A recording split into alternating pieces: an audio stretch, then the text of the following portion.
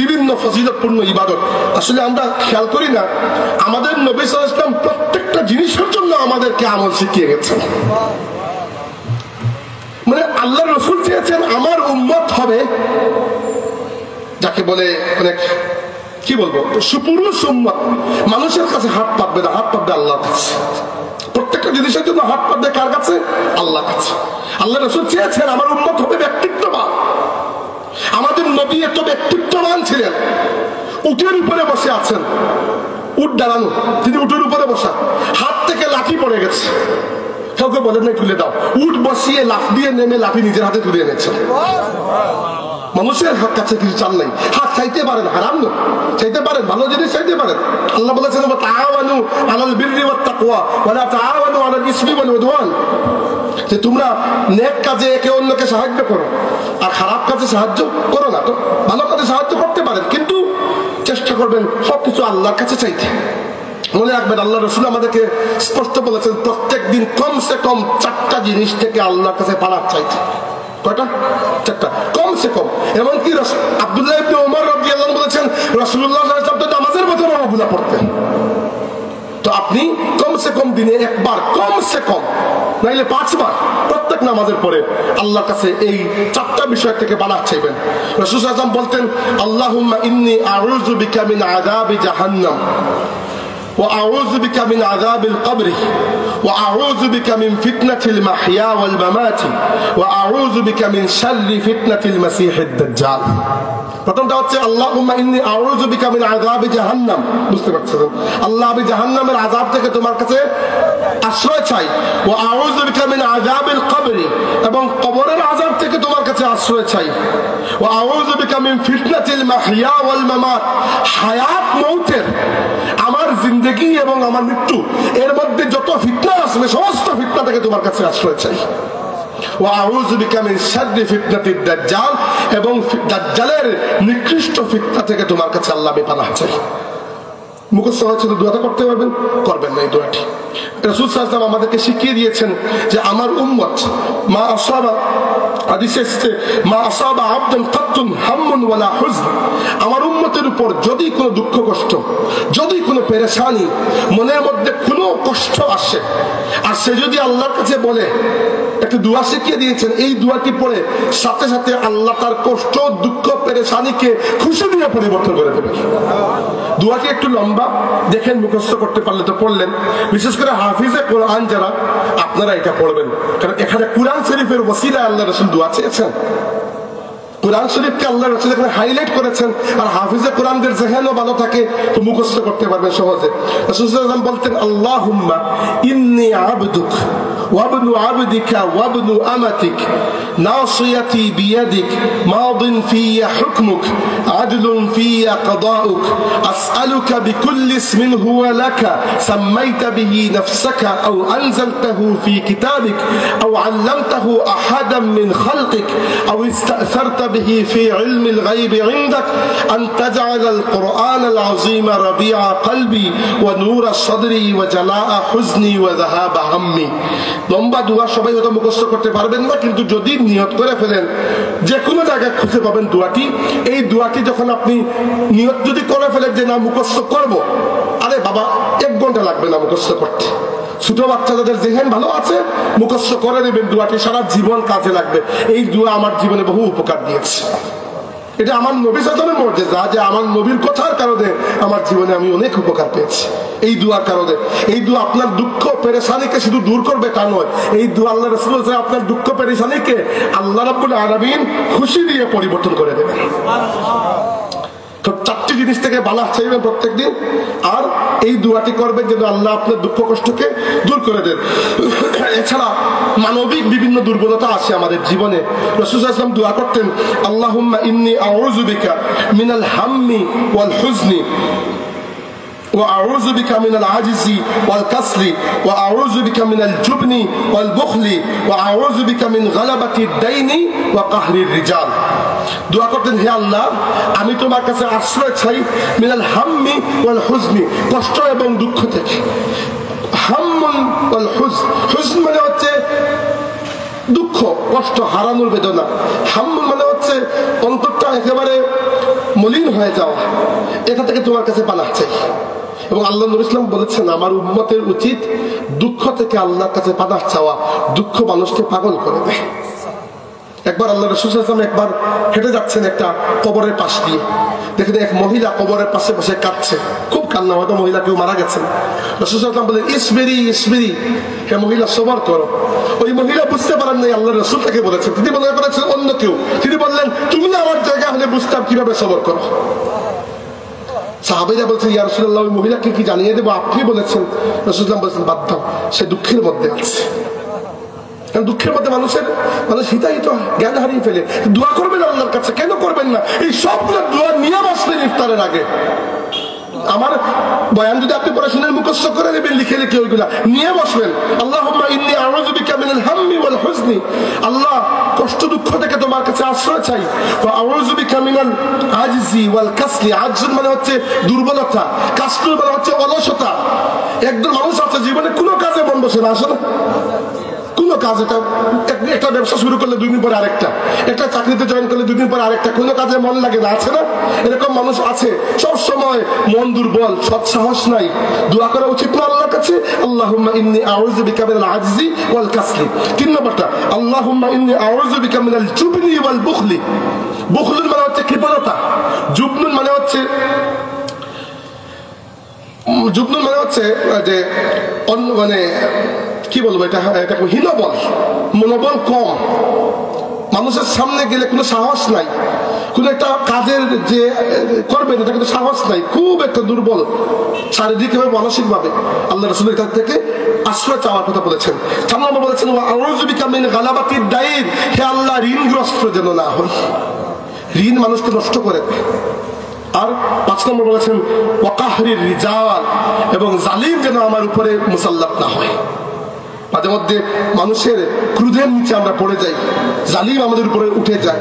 তো আল্লাহ রাসূল দোয়া করেছেন, দোয়াটি মনে রাখবেন, আল্লাহুম্মা ইন্নী আউযু বিকা মিনাল হাম্মি ওয়াল হুজনি ওয়া আউযু বিকা মিনাল আজজি ওয়াল কাসলি ওয়া আউযু বিকা মিনাল জুবনি ওয়াল বুখলি ওয়া আউযু বিকা মিন গালাবাতিদ দাইনি। ওয়াকওয়াগুলো করবেন। ধরেন দোয়াটি আপনার আদি মুখস্থ হচ্ছে না, কিন্তু আল্লাহর রাসূল আপনাকে শিখিয়ে দিয়েছেন, এই নিয়তে বাংলাতে কি করা যায় না? হাত তুলে কি আল্লাহকে বলা যায় না যে আল্লাহ আমাকে ঋণগ্রস্ত বানিও না, আমাকে দুর্বল মনোবলহীন বানিও না, আমাকে শারীরিকভাবে শক্তিশালী বানাও? এগুলো তো দোয়া করা উচিত। তো আমরা দেখেন যাবতীয় কাজের জন্য ফুট করে ডাক্তারের শরণাপন্ন হওয়া উচিত। আমি ডাক্তারের শরণাপন্ন হতে নিষেধ করছি না, আল্লাহর রাসূল আমাদেরকে নির্দেশ করেছেন রোগাক্রান্ত হলে ঔষধ করাতে। বলেছেন ইন্নাল্লাহা লা ইয়ানজিলু দাআন ইল্লা উনজিলা মাআহু দাওয়া, আল্লাহ যত রোগ পাঠিয়েছেন সাথে রোগের চিকিৎসা পাঠিয়েছেন, এতে কোনো অপরাধ নেই। কিন্তু আপনার ভরসা যদি আল্লাহর থেকে বেশি ডাক্তারের ঔষধের উপর হয়ে যায়, তাহলে তো আপনি মুমিন হতে পারলেন না। এই জন্য যে কোনো কাজের জন্য আল্লাহর কাছে দোয়া করবেন। এই যে দোয়াগুলো আমি শেখাচ্ছি, আমি জানি যারা মুরব্বী আছেন এত দোয়া মুখস্থ হবে না, আপনি সারাদিন শুনলেও, কারণ এক সময় ব্রেইনের পাওয়ার কমে যায়। কিন্তু আপনি তো বাংলা, যদি আপনি আমার কাছ থেকে, আমি এই জন্য বাংলা বলছি, আপনি তো শিখে নিতে পারেন এগুলা, যে আপনি বাংলা দোয়া করলেন আল্লাহর কাছে। এরপরে রাসূল সাল্লাল্লাহু আলাইহি ওয়াসাল্লাম আমাদেরকে শিখিয়ে দিয়েছেন কিছু তাসবির কথা। সহিহ মুসলিম শরীফের রিওয়ায়াত, অন্যান্য হাদিসের কিতাবে আছে, তাবরানির মধ্যে আছে, মুসনাদে আহমদের মধ্যে একই হাদিস আছে যে রাসূলুল্লাহ সাল্লাল্লাহু আলাইহি ওয়াসাল্লাম একদিন সকালে গিয়েছেন, আমাদের মাদের মধ্যে একজন মা, আল্লাহর নবী ইসলামের স্ত্রীদের মধ্যে একজন, জুয়াইরিয়া রাদিয়াল্লাহু আনহার ঘরে গিয়ে দেখলেন জুয়াইরিয়া রাদিয়াল্লাহু আনহা ইবাদত বندگی করছেন, নফল ইবাদতে মগ্ন।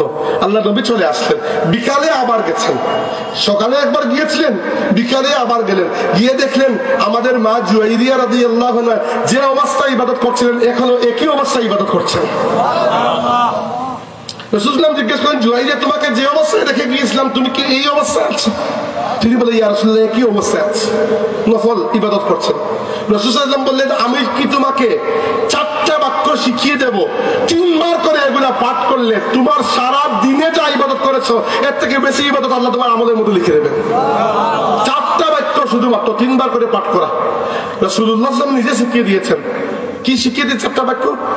সুবহানাল্লাহি ওয়া বিহামদিহি আদাদা খালকিহি ওয়া রিদা নাফসিহি ওয়া জিনাতা আরশিহি ওয়া মিদাদা কালিমাতিহি। এই হাদিসের ভিন্ন ভিন্ন রিওয়ায়াত আছে, এক একটা রিওয়ায়াতে একটু একটু ভিন্ন তাসবিহ, কিন্তু এটা সমস্যা না। ধরেন একটা হাদিসে এসেছে সুবহানাল্লাহি আদাদা খালকিহি, সুবহানাল্লাহি রিদা নাফসিহি, তো একটু ভিন্ন ভিন্ন শব্দে এসেছে কিন্তু মূল মাফহুম একই। এজন্য আপনি যেটা পারেন মুখস্থ করে নেন। আমার যেহেতু এটা মুখস্থ তাই আমি এটা বললাম। আবার বলছি সুবহানাল্লাহি ওয়া বিহামদিহি আদাদা খালকিহি ওয়া রিদা নাফসিহি ওয়া জিনাতা আরশিহি ওয়া মিদাদা কালিমাতি।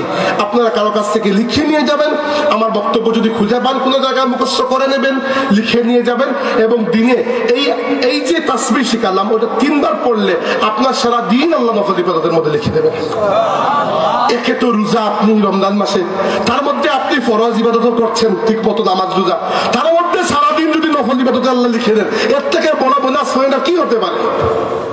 এই জন্যই তো বলেছি আপনি যে রোজা এমন একটা সময় যে সময় আপনার প্রত্যেকটা নেক আমল 10 থেকে 700 গুণ বাড়িয়ে আল্লাহর কাছে লিপিবদ্ধ হয়ে যাবে। হাজির যেটি বলছিলাম, এরপরে রাসূল সাল্লাল্লাহু আলাইহি ওয়াসাল্লাম আমাদেরকে আরো শিখিয়ে দিয়েছেন নফল নামাজের কথা। মনে রাখবেন একটা বিষয় যে নফল নামাজের মধ্যে মানুষের দুনিয়া আখিরাতের ইজ্জত নিহিত রয়েছে। কে বলেছেন? ফেরেশতা জিবরাইল। জিবরাইল একদিন এসে বললেন, ইয়া রাসূলুল্লাহ, আমি যতটুকু জেনেছি, জিবরাইল তো আমাদের থেকে বেশি জানেন তাই না, কিন্তু আল্লাহর ওহী নিয়ে এসেছেন 1,24,000 নবীর কাছে। তিনি বলছেন, ইয়া রাসূলুল্লাহ, বান্দার সবচেয়ে বেশি ইজ্জত আল্লাহর কাছে বাড়ে রাতের নফল নামাজের মাধ্যমে। রাতের নফল নামাজ এক সময় ছিল পুরো রাত। আল্লাহ বলেছেন, ইয়া আইয়ুহাল মুযাম্মিলু কুমিল লাইলা ইল্লা কালিলা নিসফাহু আও ইনকুস মিনহু কালিলা আও জিদ আলাইহি ওয়া রাত্তিলিল কুরআনা তারতিলা। আল্লাহ বলেছেন তার রাসূলকে, আপনি পুরো রাত জেগে থাকুন, নাইলে অর্ধেক রাত, নাইলে কম অর্ধেক, নাইলে বেশ অর্ধেক রাত, মানে কমসে কম অর্ধেক রাত বা কম অর্ধেক রাত আপনি জেগে থাকুন, আর রাত্তিলিল কুরআনা তারতিলা, তারতিলের সাথে কোরআন শরীফ পড়ে যান পুরো রাত। পরবর্তীতে যখন ইসলামের কাজকর্ম অনেক বেড়ে গেছে, সাহাবীরা সারাদিন কেউ জিহাদের ময়দানে, কেউ ব্যবসা বাণিজ্যে, কেউ কৃষি কাজে, আছে না মানুষের কাজ, যখন আল্লাহ পাক 5 ওয়াক্ত নামাজকে ফরজ করে দিয়েছেন আর পুরো রাতের নফল ইবাদত করার যে বাধ্যবাধকতা ওইটাকে আল্লাহ শিথিল করে ফেলেছেন, যে এখন আর করা লাগবে না। এই জন্য রাসূল সাল্লাল্লাহু আলাইহি ওয়াসাল্লাম পুরো রাতের যে নফল ইবাদত নিজে কখনো বাদ দেন নাই, কিন্তু উম্মতের জন্য ওইটাকে কম করে আল্লাহ রাসূল 8 রাকাত তাহাজ্জুদের মধ্যে নিয়ে এসেছেন। আল্লাহ বলেছেন, ওয়া মিনাল লাইলি ফাতাহাজ্জাদ বিহি নাফিলাতাল লাক আসা আন ইয়াবআসাকা রাব্বুকা মাকামান মাহমুদা। হে রাসূল, রাতে এই কোরআন নিয়ে আল্লাহর সামনে তাহাজ্জুদ দাঁড়িয়ে যান। তো তাহাজ্জুদ হচ্ছে ফরজ নামাজের পরে সবচেয়ে সম্মানী নামাজ হচ্ছে 12 রাকাত নামাজ। হাদিসে এসেছে মুসলিম শরীফে, যারা এই 12 রাকাত নামাজ পড়ে তারা জান্নাতের যে কোনো দরজা দিয়ে চাইবে প্রবেশ করতে পারবে। এই 12 রাকাত কি কি? ফজরের আগের 2 রাকাত সুন্নত, জোহরের আগের 4 রাকাত সুন্নত, পরের 2 রাকাত সুন্নত, মাগরিবের পরের 2 রাকাত সুন্নত, আর এশার পরের 2 রাকাত সুন্নত। এই 12 রাকাত কি বলা হয়? সুন্নতে মুআক্কাদা। সুন্নতে মুআক্কাদা মনে আছে? মনে থাকবে তো? ফজরের আগের 2 রাকাত নামাজও না সুন্নত, ফরজ না, কিন্তু এই সুন্নতটা অন্য সুন্নতের মতো না, এর থেকে দামি, এর থেকে গুরুত্বপূর্ণ। আল্লাহর রাসূল খুব তাকিদ দিয়ে সারা জীবন এগুলো আদায় করছেন। ফজরের আগের 2 রাকাত, জোহরের আগের 2, পরের 4, দুঃখিত আগের 4 পরের 2, আর মাগরিবের পরের 2, আর এশার পরের 2। জানেন তো এগুলো সবাই পড়ে আমরা। তো এরপরে জরুরি নামাজ হচ্ছে, বা এর মতোই জরুরি নামাজ হচ্ছে তাহাজ্জুদের নামাজ। খেয়াল করি না, আমরা পড়ি না তাহাজ্জুদের নামাজ। আল্লাহর রাসূল সাল্লাল্লাহু আলাইহি ওয়াসাল্লাম জীবনে কখনো কাজা করতেন না, কাজা করলে পরের দিন আবার ওটা কাজা আদায় করতেন। হ্যাঁ, উম্মতের জন্য এই নিয়ম নয়, রাসূলুল্লাহ সাল্লাল্লাহু আলাইহি ওয়াসাল্লাম নিজের জন্য এটাকে ওয়াজিব করে নিয়েছেন, উম্মতের জন্য ওয়াজিব করেন নাই। অনেক কিছু আছে আল্লাহ নবী খুব পছন্দ করতেন, তিনি উম্মতের কষ্ট হবে এজন্য তিনি আমার সহজ করে দিয়েছেন। উদাহরণস্বরূপ আল্লাহ রাসূলের ইচ্ছা ছিল এশার নামাজটা আরেকটু দেরি করে পড়া হবে, অনেক দেরি করে, কিন্তু উম্মতের কষ্ট হবে তাই তিনি এশার নামাজকে এগিয়ে নিয়ে এসেছেন। রাসূল সাল্লাল্লাহু আলাইহি ওয়াসাল্লাম বলেছেন, লাউলা আন আশুক্কা আলা উম্মতি লা আমারতুহুম বিসসিওয়াকি ইনদা কুল্লি সালাতিন। আমার উম্মতের যদি কষ্ট না হতো প্রত্যেক নামাজের আগে মিসওয়াক করাকে আমি বাধ্যতামূলক করে দিতাম। মিসওয়াক আল্লাহর রাসূলের খুবই পছন্দ। করেন মিসওয়াক? করেন না? করবেন তো ইনশাআল্লাহ। আমি ইদানিং মিসওয়াকের ক্যাম্পেইন শুরু করেছি। যে ওয়াজে খালি মানুষকে বলে আসছে মিসওয়াক করবেন, মিসওয়াক করবেন। কারণ কি, মিসওয়াক করলে হাদিসে এসেছে যে মুখ মিসওয়াক করে আল্লাহ ওই মুখকে পছন্দ করে, বাস খালাস। এরপরে আর কিছু লাগে আপনার মোটিভেশন। যে চিকিৎসা বিজ্ঞানীরা বলেছেন আপনি যদি নিয়মিত মিসওয়াক করেন মুখের ক্যান্সারের সম্ভাবনা কমে যায়। মিসওয়াক করলে মুখ পরিষ্কার থাকে, দুর্গন্ধ দূর হয়, দাঁত পরিষ্কার থাকে, অনেক উপকার। উপকার বলতে শেষ করার মতো নয়। তো মিসওয়াক করবেন, এবং মিসওয়াকের সুবিধা হচ্ছে রোজা অবস্থায় আপনি করতে পারেন, কোনো সমস্যা নেই। টুথপেস্ট দিয়ে রোজা অবস্থায় আপনি ব্রাশ করবেন না, কিন্তু মিসওয়াক আপনি করতে পারেন, কোনো সমস্যা নেই। মিসওয়াক যে কোনো সময় আপনি করতে পারেন। এই জন্য মিসওয়াক করবে, হ্যাঁ খেয়াল করবেন এই থুতু যেন আপনার গলার নিচ দিয়ে না যায়, তার থুতু তো জমে যায়। তো এই জন্য আপনি মিসওয়াকের অভ্যাস করেন, এটা আল্লাহর রাসূলের পছন্দ। একইভাবে রাসূলুল্লাহ সাল্লাল্লাহু আলাইহি ওয়াসাল্লাম পছন্দ ছিল তাহাজ্জুদের নামাজ। আর রমজান মাসে এই সুযোগটা আমাদের জন্য আসে। এই রমজান মাসে 8 রাকাত তাহাজ্জুদ, এটা তো সুন্নত। আর যদি কমসে কম আপনি পারেন তবুও 4 রাকাত যেন মিস না হয় ইনশাআল্লাহ। ভাই দেখেন, আপনি সেহরি খাওয়ার জন্য যখন ঘুম থেকে উঠবেন তার থেকে 10 মিনিট আগে উঠে গেলে তো তাহাজ্জুদ 4 রাকাত পড়া যায় না। আপনার কিয়ামুল লাইল 8 রাকাত পড়া যায় না? যায় তো। তারাবি আপনার শেষ হয় 9:30 10টার দিকে। এরপরে কতক্ষণ গল্প করলেন, কতক্ষণ ফেসবুকিং করলেন, কতক্ষণ ঘুমাইলেন, এই সব করেও তো রাত বাকি থাকে না? তো 4 রাকাত 8 রাকাত নামাজকে আমরা পড়তে পারি না? আল্লাহ যেন কবুল করেন। এতটুকু আল্লাহ আমাদের বসা এবং শোনাকে কবুল করুন। আল্লাহ আমাদের সামনের রমজান মাসকে আমাদের তামাম জীবনের গুনাহ কাফারা বানিয়ে দিতে আমরা বলি আমিন। আকুলু মা